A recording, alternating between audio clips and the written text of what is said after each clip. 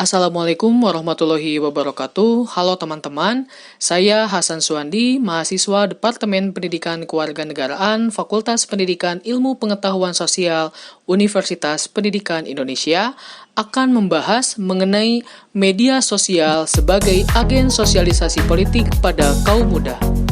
Sosialisasi memiliki peranan penting dalam mendorong keterlibatan kaum muda dalam politik. Kaum muda penting untuk dikaji karena jumlahnya yang cukup besar.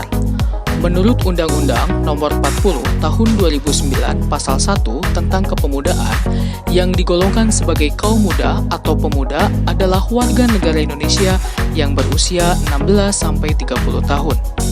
Berdasarkan hasil sensus penduduk 2020 yang dilakukan BPS pada Februari sampai September 2020, jumlah generasi Z mencapai 75,49 juta jiwa atau setara dengan 27,94%. Sementara generasi milenial mencapai 69,90 juta jiwa atau 25,87%.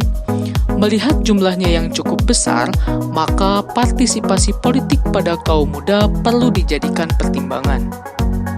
Berbagai media telah digunakan untuk melakukan sosialisasi politik pada kaum muda, seperti keluarga, pendidikan, lembaga pemerintah, dan media massa.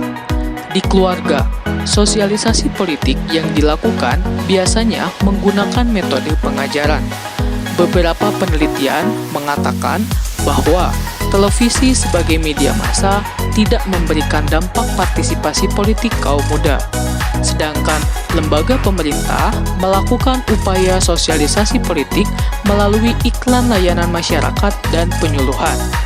Berikutnya, sosialisasi politik yang dilakukan lembaga pemerintah melalui iklan layanan masyarakat yang kontennya dirasa multitafsir dan kurang komprehensif sehingga kurang efektif.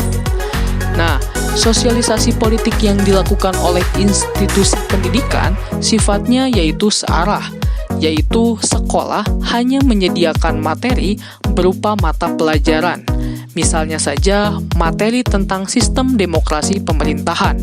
Namun, karena tidak dilakukan simulasi demokrasi secara langsung, mengakibatkan siswa kurang tertarik untuk mempraktikkan sistem demokrasi dalam kehidupan sehari-hari. Berdasarkan pemaparan tersebut, dapat disimpulkan bahwa agen sosialisasi seperti keluarga, institusi pendidikan, media massa, khususnya televisi, dan lembaga pemerintah adalah agen sosialisasi yang sudah tidak lagi diminati oleh kaum muda. Hal tersebut dikarenakan tidak mendapat perhatian kaum muda karena konten yang disajikan tidak dipercaya dan pendekatan yang dilakukan searah. Media sosial dapat diterima dengan mudah oleh kaum muda karena memiliki beberapa aspek yang tidak dimiliki oleh agen sosialisasi keluarga, institusi pendidikan, media massa, dan lembaga pemerintah. Aspek tersebut merupakan konten dan pendekatan yang dilakukan melalui media sosial.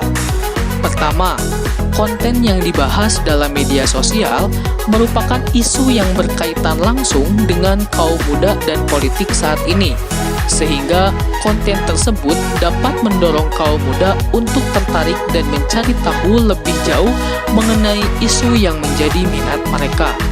Kedua, kaum muda memiliki kebebasan untuk mencari informasi yang mereka inginkan, disesuaikan dengan isu yang ingin mereka ketahui.